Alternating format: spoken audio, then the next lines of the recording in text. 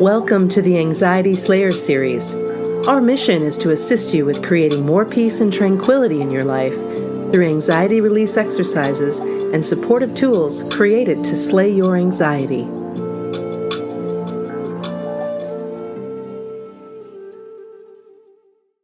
We decided today to talk a little bit about anxiety recovery and relapse and what that looks like.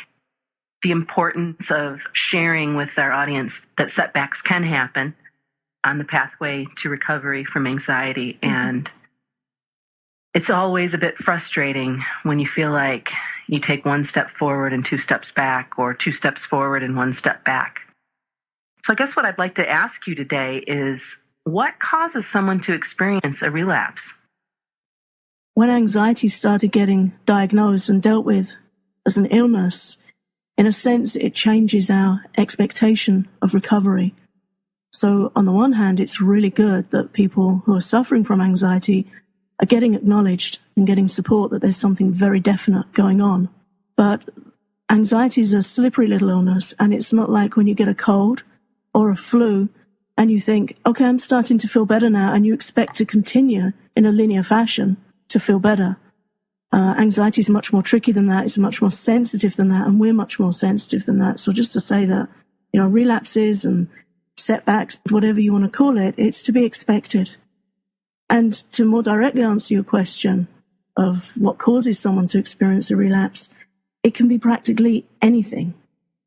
It can be stress. It can be a change in our circumstances, our diet. It might just be a bump in the road where we've been doing really great and we're just having an off day. It might be hormones. Maybe we felt that we were doing better and we started to get busy again and we weren't looking after our needs quite so well. Sometimes when people are on a self-care program, it tends to slide when we start to feel better because we start reprioritizing, and the self-care doesn't seem quite so necessary if you're not feeling quite so bad. So maybe that just slipped a little bit and we're having a few off days. But it's really important to understand that it can come from practically anywhere, and it can happen to practically anyone. And that's just the nature of anxiety. That's just the way it is. So rather than thinking, oh my God, I thought I was getting better and now I'm having a relapse, I think it's really healthy to be able to say, okay, I'm having an off day or an off couple of days. I'm glad that you say that, because I've caught myself many times, and even listened to several of my coaching clients over the years really get in sort of a position of, what did I do wrong? Or, really beat themselves up, be hard on themselves about a setback, whether it be anxiety or anything else, self-care, what have you. And you bring up a couple of good points, that to be gentle with yourself and to look at it and know that this too shall pass, that this is an off day. Yeah. And to get back on point with what's important and how you need to care for yourself in order to be as healthy as you can be. And then come back around to what can you let go of, and what might be showing up in your environment that no longer suits you, that no longer serves you. Yeah. Or what might be challenging you. And instead of thinking, what did I do wrong? What's wrong with me? Why aren't I getting better? Instead of entering into that frustration, which is naturally there, regrettably, as a part of any condition where our adrenal system's exhausted, which in anxiety and stress, it's overtaxed. So in a sense, that's a symptom. That's part of the condition, that we get frustrated and we get confused. But instead of thinking, what did I do wrong? It's really kind to yourself to think, what can I do right? What makes me feel better, no matter how simple, knitting, walking, swimming, reading something uplifting, listening to a song that always makes you feel good, or just crashing out and sleeping for a while. What can I do right? What can I do now that's going to help me? And if it's that I just need to unplug and step back for a day or two and just rest this out, then just do it. Allow yourself to do it.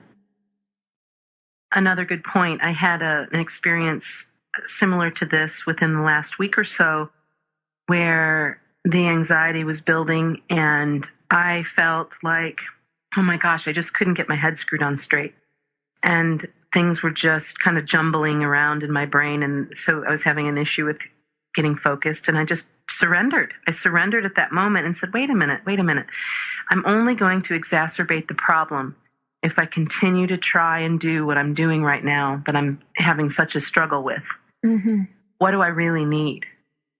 And what I really needed was to get outside and take a nice walk. It wasn't like I went out for, miles of walking, but I got outside and I cleared my head.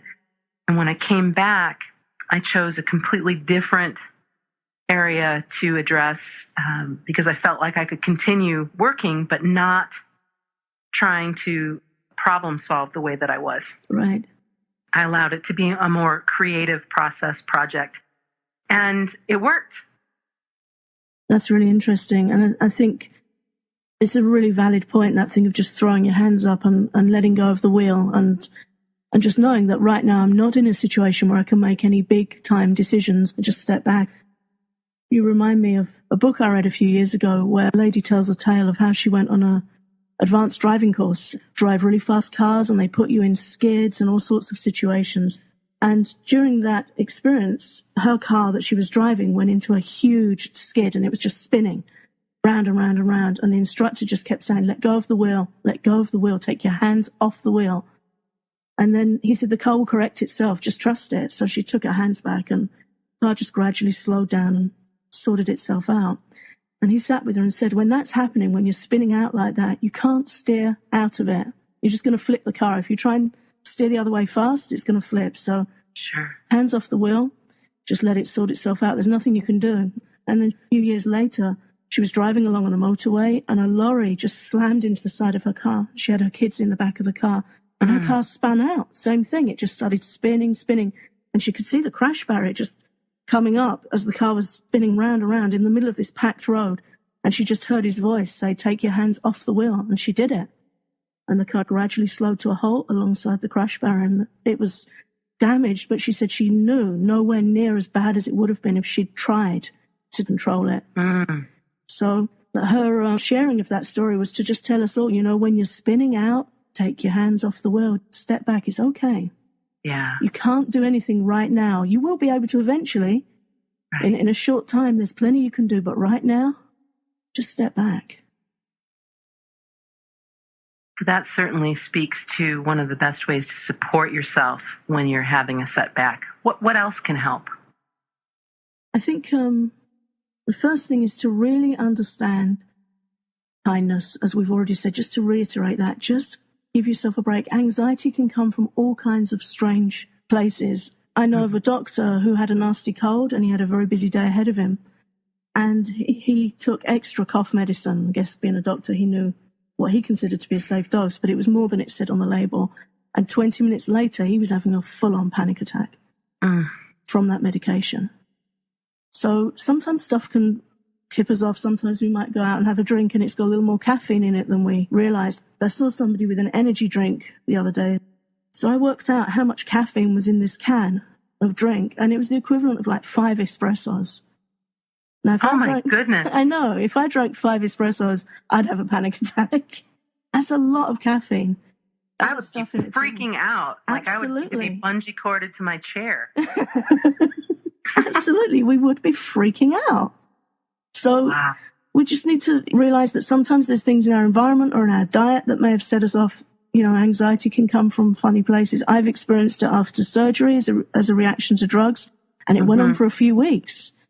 Yeah. And it took me a while to figure out what the cause of that was. So again, we don't always know the cause, and that's okay because we can know how to look after ourselves. So rather than just trying to reverse engineer it and get our heads under the hood and figure it all out, again, kindness and stepping back. So that is the first part of how to support yourself, is really to reiterate that point.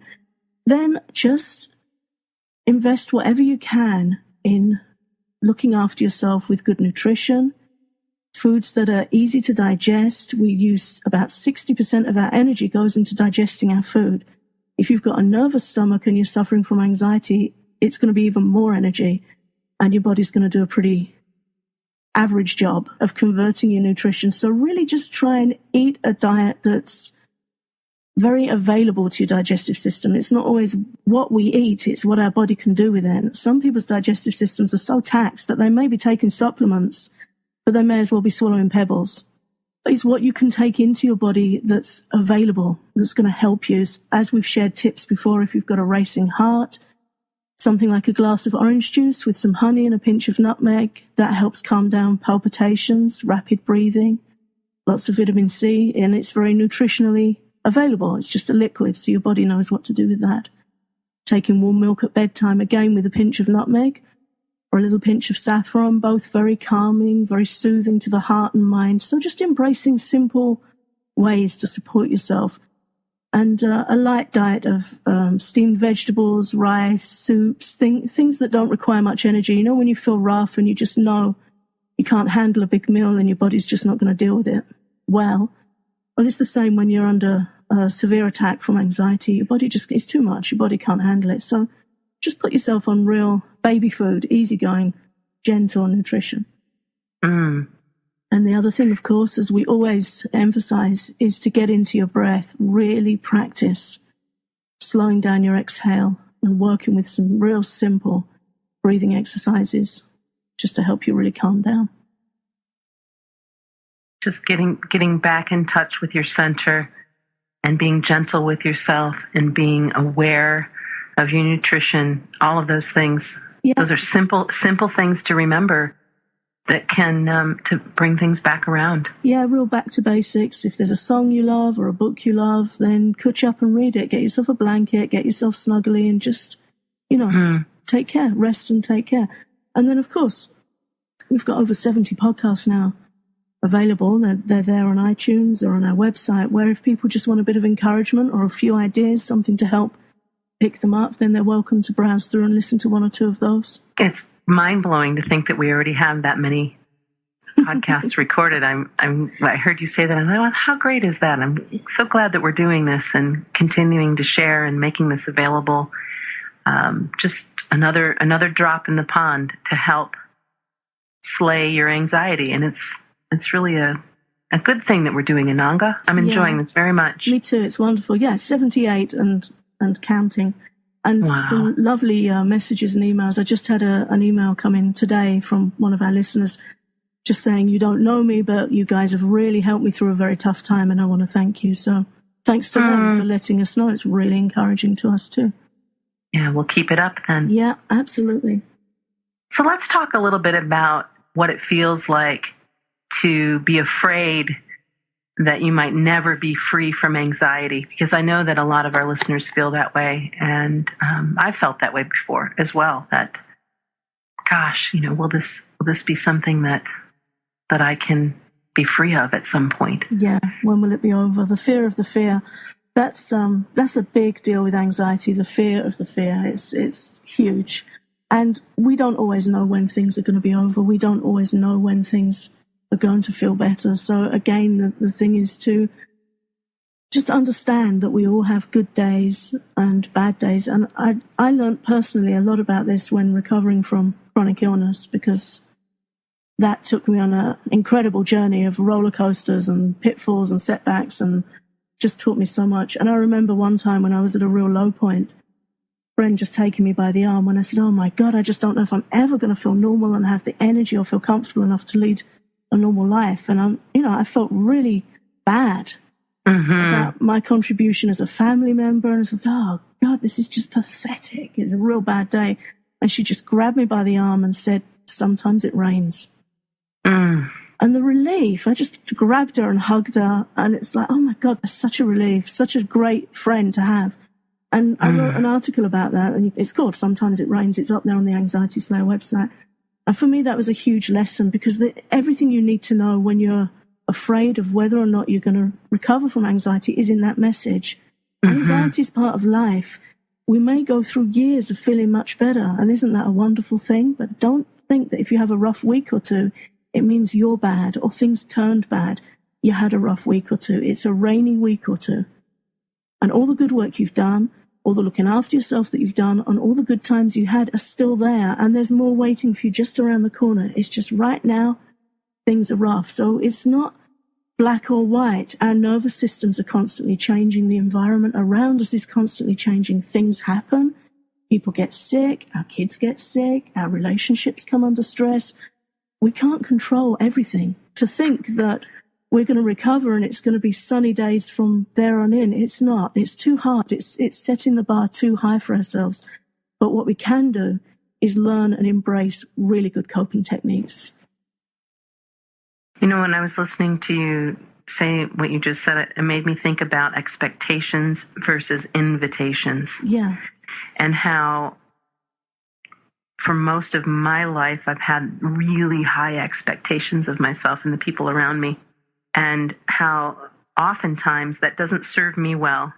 And what I mean by it doesn't serve me well is that it causes more anxiety, because if you're not going to perform to the level of my expectation, which you might not even know what that is, right? Yeah.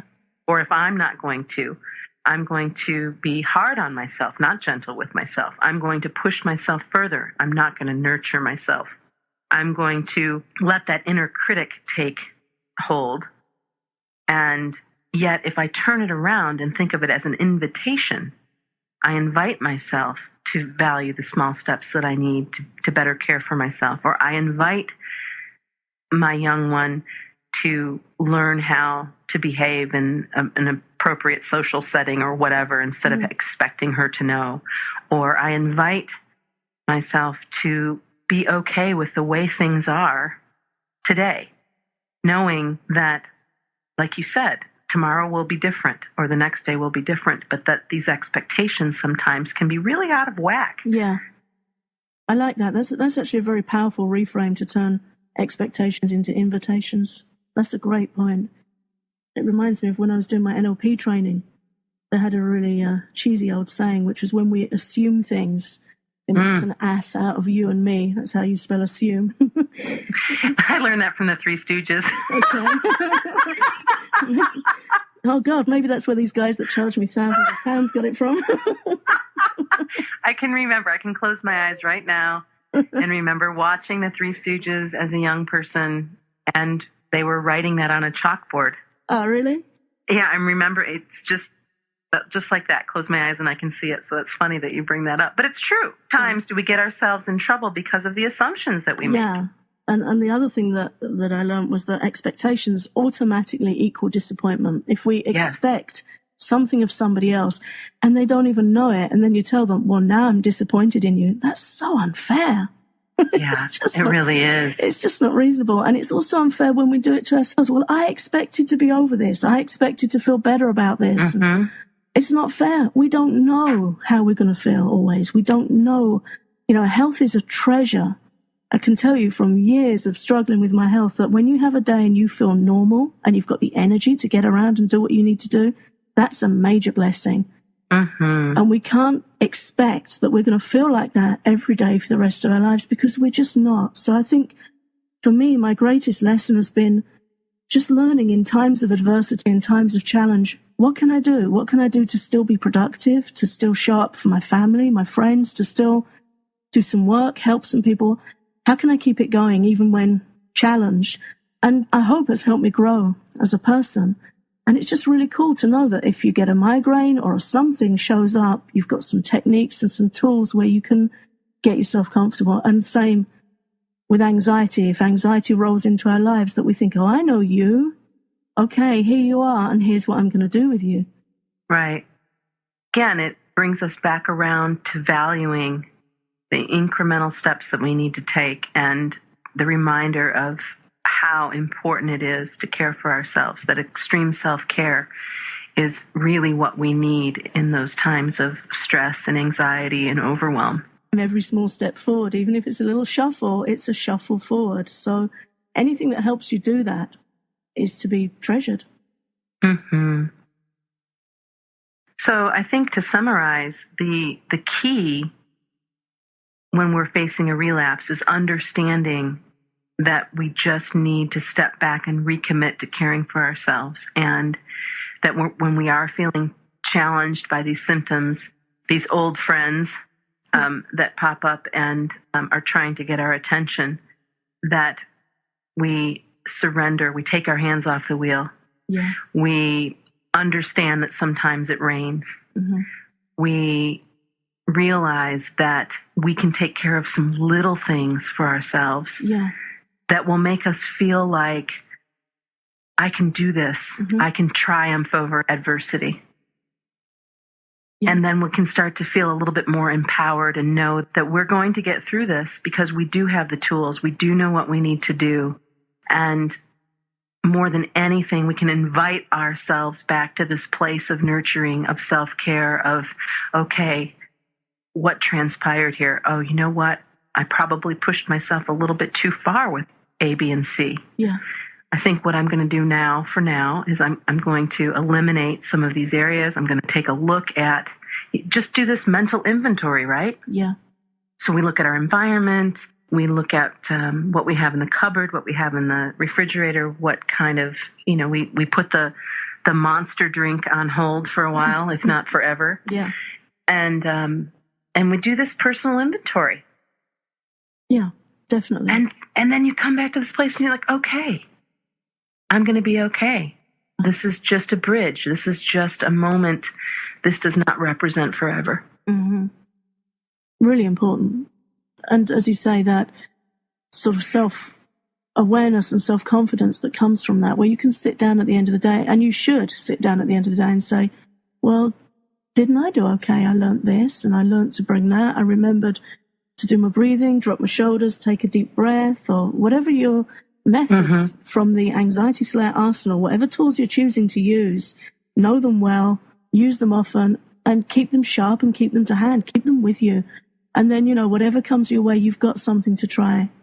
I think the worst thing with anxiety is not knowing what to do. It's the confusion and the not knowing what to do. But there are some incredibly quick and easy, simple things you can use. I know not everyone can take a holiday when they feel tough. Part of the adversity is probably having to carry on with work or school pickups or whatever it is we're having to do in our lives. But you can still breathe. You can still carry some orange juice with some honey and nutmeg in a flask, or some flower essences that you find calming, or something. Carry something with you that you know helps. And use it. And then be pleased with yourself that you did. Right.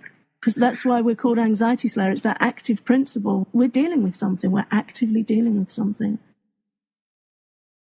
Thank you so much. This has been really helpful conversation personally, and I know for the following that we have, that relapse happens, that it's okay, and that you do have the tools that you need, even if it's just reconnecting with your breath, even if it's just preparing a simple herbal tea, whatever that little change might be, and asking for support if you feel like you don't have enough of what you need in order to get to the next point. I think that that's important too.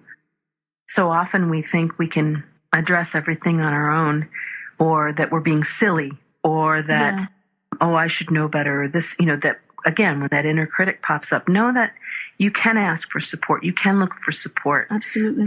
And that is, again, why Anxiety Slayer exists, so that you've got something that you can do immediately while reaching out to a trusted friend or family member, or whatever it is that, wherever you're at, you're not alone. There is support for you, I guess, is really what I'm trying to get at. Yeah, definitely. And there's nothing wrong with you. You're going through a tough time. You're living with a tough condition. And all respects to you for trying to carry on and cope with that. It's not easy. I'm not saying it's easy. But it's just a wonderful thing to really learn how to be kind to yourself and hunker down and take care of yourself. It's incredibly empowering. In India's ancient system of medicine, Ayurveda, self-respect and self-care is valued so highly. And one of the primary causes of disease, according to Ayurveda, is something called pragya aparad. Gya comes from gyan, meaning knowledge. So it's a mistake of the intellect. It's mistakes when we go against our grain and we go against what's good for us, what's healthy for us, and then we get in a funk. Our bodies and our minds get in trouble. So there's incredible healing power in stepping back and just making small adjustments. Yeah, ask for help if you need it. We're here. Ask us. Leave us a message. Connect with us on Facebook. Leave us a comment. If there's a technique you think we can help you with, ask us. If you've got a question, ask us. We're here to help. There's support there. Know who your good friends are. Know who can help you feel good. Know who might be a bit of a drain and a bit of a challenge. And if you need to step back for a day or two, that's okay. Excellent conversation today. Thank you so much. I'm glad we made the time to come together and talk, and look forward to additional interviews in our future. Me too, Shan. Thanks so much for everything you're sharing. Thanks for listening to Anxiety Slayer.